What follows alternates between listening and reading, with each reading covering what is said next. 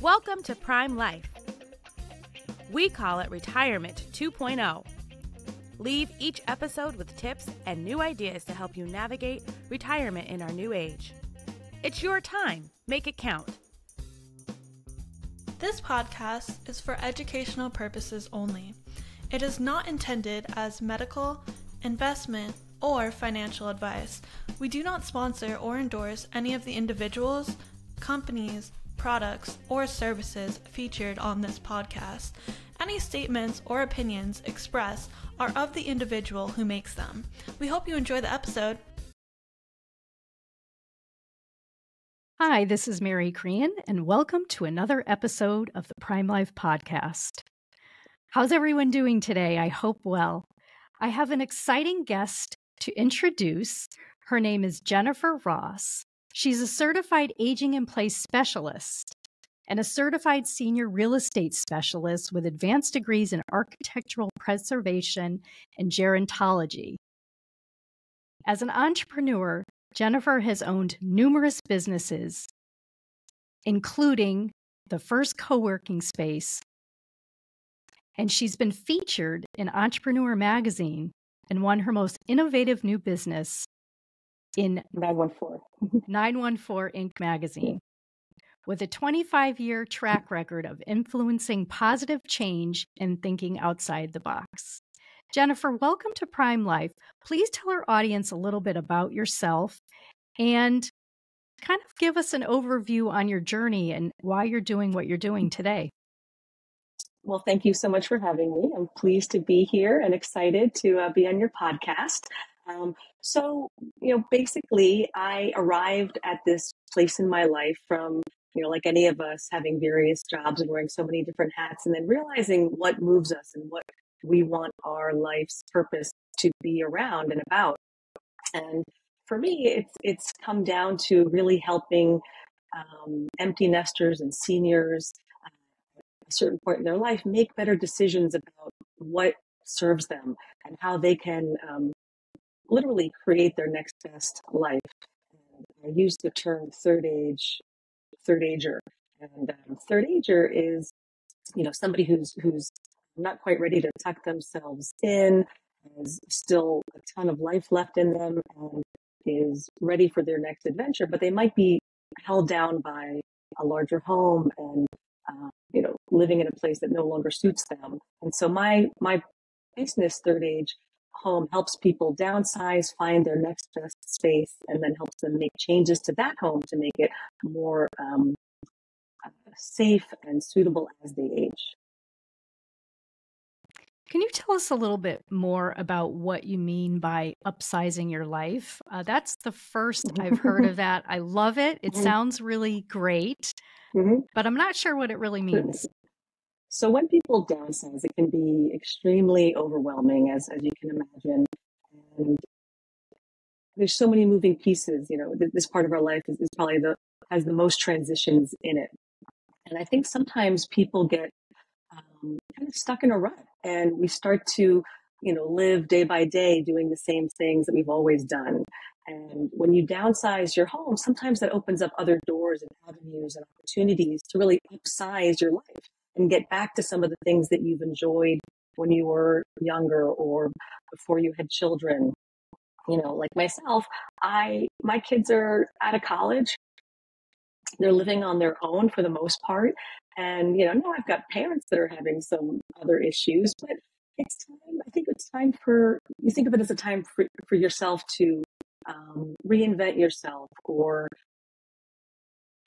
travel more. There's actually a whole movement for, it's a organization called the Modern Elder Academy, and it's down in California, and it's literally a college or a learning center for people in midlife who are making transitions and rediscovering themselves and how they want to see this next chapter unfold and defining it instead of letting it happen to them. I really love what you just said about not letting it happen to them. You and I are in a similar life situation, so hearing you speak really resonated with me, and I'm sure it's going to also resonate with a lot of our audience. Can you talk a little bit about, Jenifer, what should third agers be looking for in their next living situation? I know you talked a little bit about thinking, putting yourself maybe first and what you want this time instead of what others. But I'd be curious to how you suggest others really approach that. Certainly. So as a senior real estate specialist, it simply means that I have an expertise in helping older adults downsize and find their next living situation, whether that's a smaller home, a co-op, a condo, a senior living community, or a rental, or moving far away, going somewhere to retire, essentially, or not retire, just do something different.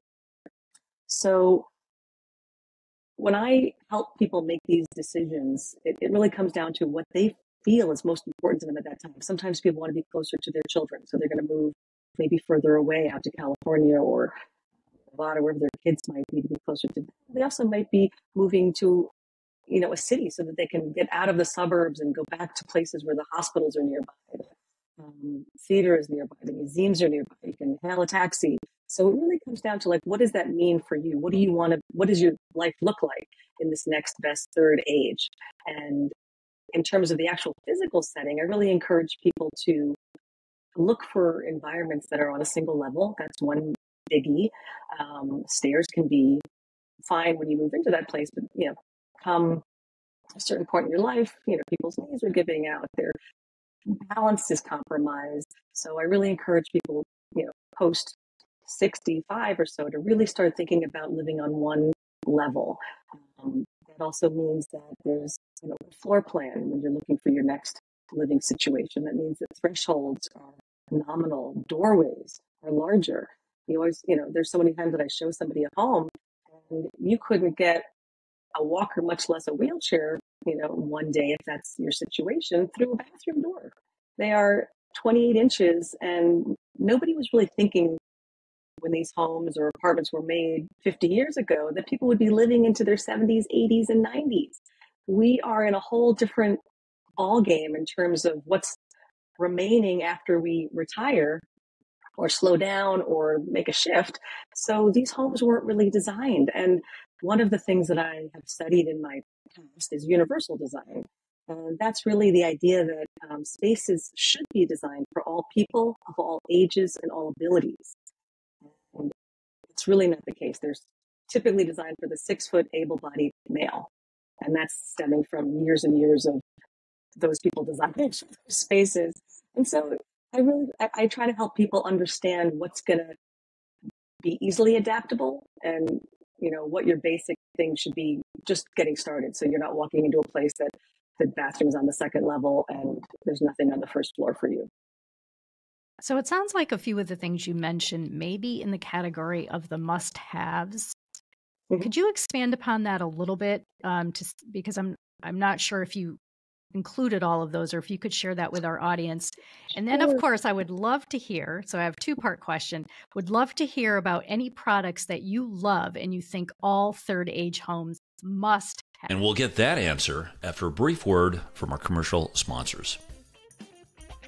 Nassau is always working harder to be your carrier of choice. We offer insurance products that can help you meet your retirement goals, such as protecting your savings, securing lifetime income, or paying for healthcare costs. We're dedicated to providing best-in-class service and are keeping things simple, and we'll have your back. We have around 400,000 policyholders and contract holders and have been doing this for a long time, 170 years, but we remain humble enough to always try to improve. For more information, visit nfg.com. Nassau insurance products are issued by Nassau Life and Annuity Company of Hartford, Connecticut, Nassau Life Insurance Company, East Greenbush, New York, or Nassau Life Insurance Company of Kansas, Overland Park, Kansas. Subsidiaries of Nassau Financial Group. Products are not available in all areas. Policyholder counts are for all Nassau companies as of September 30th, 2022, and are subject to change. Coverite is the first digital concierge health insurance platform focused on Medicare. Their mission is to make Medicare more transparent and accessible for America's 60 million Medicare beneficiaries. By simplifying a traditionally confusing and complex decision, Coverite delivers a simple, seamless, and hassle-free plan selection and enrollment experience. Try the Coverite platform and see for yourself why they've been referred to as the TurboTax for Medicare. Visit coverite.com/podcast to learn more. Fair enough. All right. So I have my kind of like 6 home features that I think are super essential for anybody who is living where they are, staying where they are, or moving into a new situation. So number 1, I would say are grab bars in your bathroom. I know it may not look so fabulous, but there are wonderful grab bars out there now that are designed by Moen and Kohler, and they can be black, they're sleek, but absolutely in spaces where you have the highest likelihood to fall, like a bathroom. I encourage people to make sure that they have grab bars or towel bars that look like a grab bar. A curbless shower is on my list. It is super essential that you're able to not have a tripping hazard of getting in and out of a tub or a lip of a shower. There are beautiful, beautiful options now. I really feel like what's most important with these products is that design and function are equal, so that you don't have this big gap of ugly products or ugly situations. I'm an aesthetic human, and I like to have the world around me beautiful. Maybe you do too. So a curbless shower that has beautiful stones and fixtures and fittings. I would absolutely put a chair in there for later on if you want to sit and bathe. It's safer that way. An exterior ramp to your home, even if that's not necessarily your entrance, because you may not want that visual, but maybe it's through your garage or on the side of your house, but having a way that you can get into your home with wheels. And that may be that maybe not you yet, maybe that's your parents visiting you, and you may be in your 60s with a 90-year-old father that's coming to visit you, and he's using a walker or he's in a wheelchair. So making sure that accessibility is there. I would always encourage somebody to implement smart technology in their home.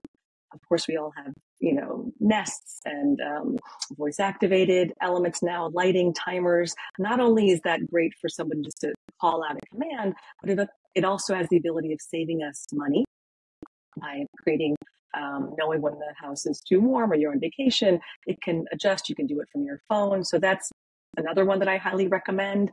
A simple one is replacing knobs with handles, because as we get a little bit older, our gripping abilities get diminished and arthritic fingers come around, and it's just easier to be able to slip your hand into a hole than it is to grab a knob. And then I would also, actually 2 things. I would encourage anti-slip flooring, and I would encourage lots of lighting. A poorly lit environment is dangerous.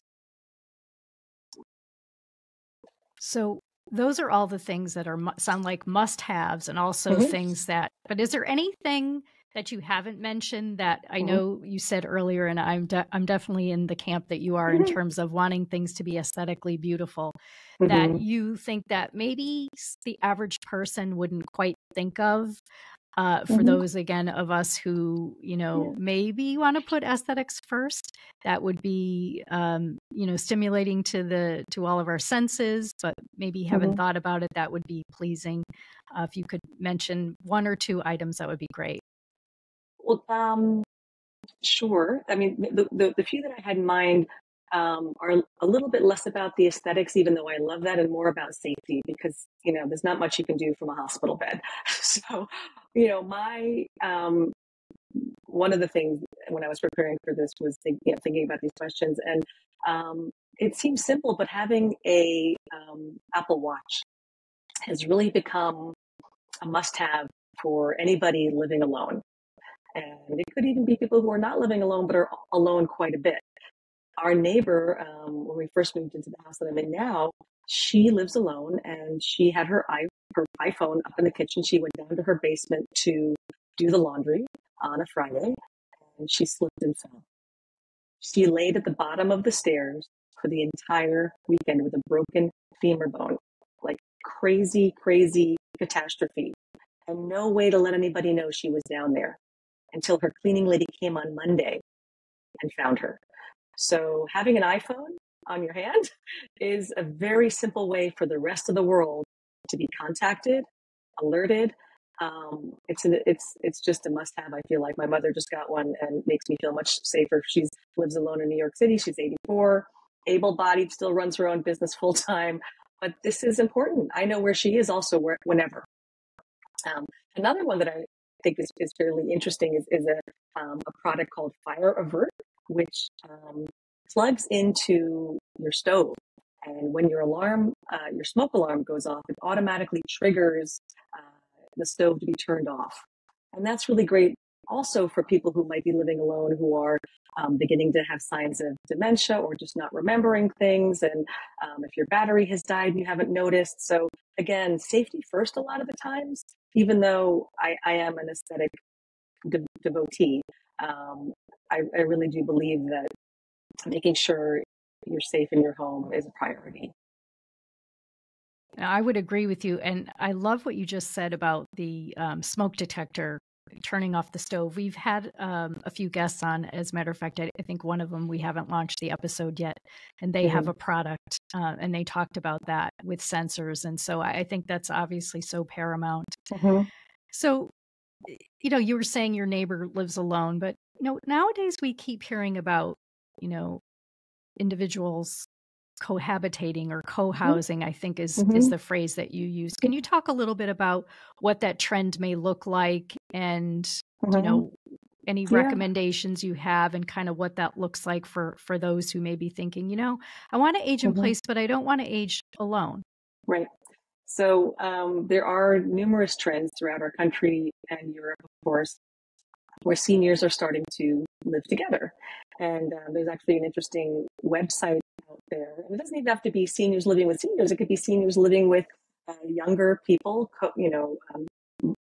multi-generational. So there's an amazing website that I found a while back, and it's still growing and developing. They're out of Denver, and it's called Silver Nest. And it pairs seniors who have homes that are a little bit too large for them. Maybe they have 2 extra bedrooms, and it's basically a room share. And they invite you to pay rent, but it's at a decreased amount of money. And then you're sort of with that person, you're sharing their environment. You may help them with taking the garbage out, reaching things on high shelves, driving them somewhere, but you are living in their home, and it's community. I think, you just heard that Dr. Ruth was named at 98 as the director of loneliness, not director, but she was in New York State, named her the Ministry of Loneliness or whatever. It's a position where she's going to be addressing what really is a national problem where people are living alone. You think that so many people live in senior living communities because you see so many advertisements for them. But the truth is that only about 10%, 8 to 10% of people live in senior living communities. The other 90% are alone or with their spouses, but they're aging in place. And so I think there's a huge opportunity as people lose their partners to put them together into a small co-living situation. And one of the books that I pulled out just to show those who are seeing this, is a senior co-housing book. So it's certainly happening. And there's all sorts of communities that are building slightly off the grid because they also tend to be utilizing solar and other lessen your footprint kind of technology and instruments. But at the same time, they're offering you sort of this co-living where you're sharing responsibility, you're sharing making the coffee, you're sharing the expenses. And, like you said earlier, I had the first co-working space in Westchester. So I come from the sharing economy mentality. And one of my dreams is to create small footprint co-living places for seniors who would like to live together. And they actually do a lot of this more out west, where there's kind of sprawling ranch style homes that might have 6, 7 bedrooms, where each bedroom is rented out to a different person. And then you might have one bedroom that is available for a caretaker to be there on occasion, or for a child to come and stay with you. But they cook together, they eat together, they knit together, whatever it might be. but they live in a co-habitable situation and they have home care that comes to them. So it really is kind of a perfect way in my mind to live out, your last, whatever it is, 15 years with a bunch of other women hanging out, cooking together and feeling safe and feeling connected. Well, I can't help but hearken on, the old television program, Golden Girls. That's right. Exactly. Because, exactly. And I remember, when I was, I didn't watch the show when it was on currently, but I remember thinking, oh, that's interesting. But like how funny that guests, talk about that, how much that can age us when we're lonely. So it's actually people die of loneliness more than they die of heart attacks. I was reading in the article. The article is actually written by my childhood friend, Allison Gilbert, who did the interview with Dr. Ruth in the Times the other day. And that was one of the pieces that surprised me, that you can have more issues health-wise because of loneliness than smoking, literally. And I remember my Uncle Lou lived to 98, and he used to joke. He was always doing like a little stand-up at our family gatherings, and he joked one day that like if he gets a wrong number, he's like, "Oh wait, who are you? What's your name?" So it's real. People are in their homes a lot. We weren't expecting to live 30 years past retirement. And so what do? How do you find those opportunities to engage with other people? And, of course, the internet is there for us, but not everybody's internet savvy. And there are, tons of meetups. There actually, I do events and programming for a golf range in my community. And I was there at an event the other day for our 75th anniversary. And there was a woman who was 88, and I videotaped her wishing us a happy anniversary. And she said, "I'm 88 years old, and this year I'm going to shoot my age. And I play golf 3 times a week." You got to stay fit and agile, and, things still have to excite you. And that only happens usually around other people. We need other bodies next to us to invigorate and enliven, and intergenerational really doesn't have to be senior to senior. I love Meetup because there's so many opportunities to find people who share your interests, and there's hundreds of them locally here in Westchester that you can find. You said so many great things just now, and I agree with them. When you talked about multi-generational, families, I actually grew up in a family like that, and I know that, we've heard from other guests, they discussed, it's maybe more prevalent in other countries, and that we need to kind of maybe learn from some of the other countries how the many benefits of living with others again, and being a lifelong learner, and the social part that you mentioned is absolutely the case. My parents who are still with us and, live in their own home, but my mom made a comment when she and my dad went to lunch recently and met up with some, old friends. And she was just commenting how my dad was like so excited, and like it just impacted the rest of his day. And I'm like, of course, like in both of you got to see your friends, and you got to share some food with them, and you got out of the house, which you need to do sometimes. And so all of the things that you mentioned, even from my personal perspective that I'm sharing this with you and our audience, I'm sure will resonate with many others. So I think as we all begin thinking about let's call it the second or third chapter. I know you call it the third age home. And can you prepare a couple of takeaways that our audience can start to think about or even take action on? Because as you said earlier in the conversation, this can be overwhelming. Right. Yeah. I think sometimes people don't give themselves permission to create this new, comfortable, simplified, safer environment for themselves, because they're holding on to these older homes that are expensive. They are maintenance laden. Sometimes they are outside of the community and it's hard to get to things. But they're holding on to them because they feel like if they let them go, they're letting go their children's memories. They're letting go their deceased husband's hard work. They're letting go all of the opportunities to gather there in the future. But that may not be happening as much anymore, and let your children take on this next role of the destination for family gatherings. So I think part of it is giving yourself permission to live this next best third age. And that means being healthier. That means taking care of yourself. Like I said before, there's not much you can do from a hospital bed. So make sure your home is safe and supportive. And, everything that you can possibly do to prevent a fall has been taken care of. And make space for that next chapter. And write it. The worst thing is to be forced into doing something. The best thing is to make that choice yourself. And that means taking the time to make a timeline, figure out where you want to go. My mother's girlfriend has been spending 2 weeks and 4 weeks and 6 weeks. My lights just went out. In Porto, and she is testing it. She's, been in New York City for 60 years, and she's now 75 or 80 years old, and she's experimenting with going to a new place little by little. It's time. You don't have to rush into something, but you have to make a plan. You don't get in your car and just go, I'm going to go to California and not have a map. You have a destination. You've put it into your GPS. If you just got in there and drove willy-nilly, you might get there one day. So better to have a real executable time frame plan. And the other thing that I highly recommend is start to gather the humans that are going to help you accomplish this.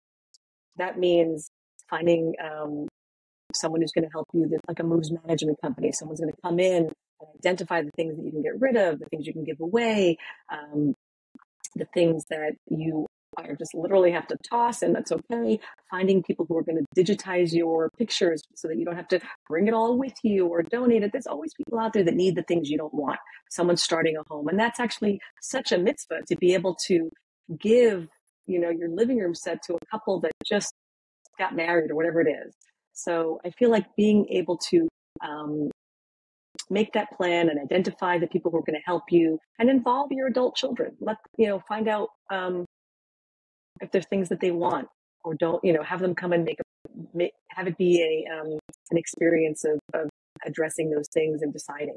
And that way you're in control and everything feels better in my in control, where you're making the decisions and you're in the driver's seat. I think that's one of the things that is hard for seniors. And I use that term loosely, but, as people begin to have their role is taken away essentially in our society, you start to look for other things that you can control. And this is a good one. You can really make this, you can chart out your course, essentially is what I'm saying. And be in the driver's seat. Now an ad from one of our sponsors. Remember when you could trust the news? Well, then check out Walter. Walter is the free, no-nonsense newsletter for grown-ups that comes to your inbox 3 times a week. From current trends, aging in place, travel, retirement, and everything in between, including a dash of pop culture trivia and throwbacks, Walter is a great way to start your mornings and to stay informed. Oh, and did we mention that it's free? Check us out at thisiswalter.com. Get smart. Get Walter. So that all makes sense, and I love the suggestions. And as we kind of are drawing to the end of our episode, we have our final question that we ask each guest. So, Jenifer, you're very successful. You've done many interesting things with your career. What's your why? Why do you get up every day, and why have you chosen to do this? What is my why? I think part of my why, I've always been a very happy person, and I love to spread joy. I love to laugh, and I want to make other people feel comfortable in their skin and their shoes and push the envelope. I think it's I always say that we only live once in this body.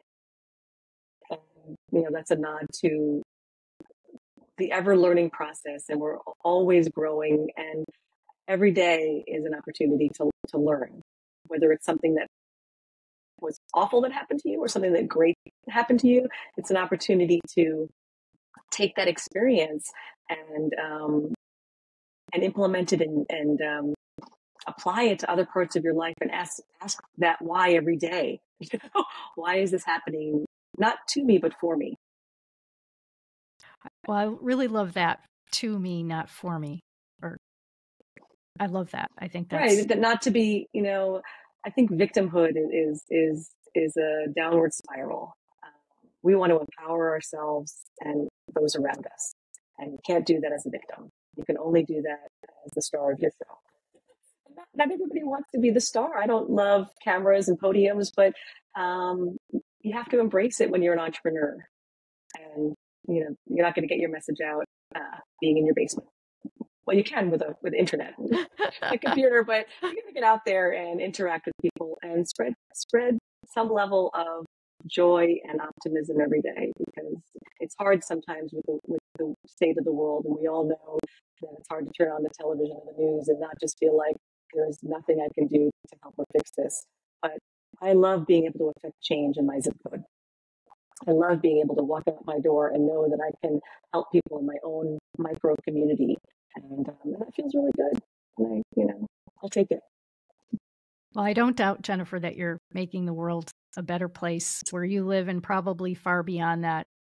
So as we close our program, if individuals want to get a hold of you, if they're interested in what you do, or they want to look into the services and that you offer, what's the best way for them to get in touch with you?